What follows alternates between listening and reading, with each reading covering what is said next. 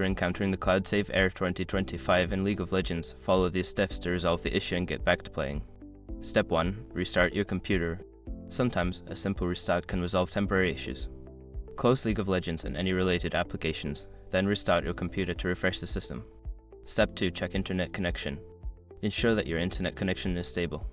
Disconnect and reconnect to your network, or try using a wired connection if you're on Wi-Fi to improve stability. Step 3. Update League of Legends. Make sure your game client is up to date. Open the League of Legends launcher, it will automatically check for updates. Install any available updates before launching the game again.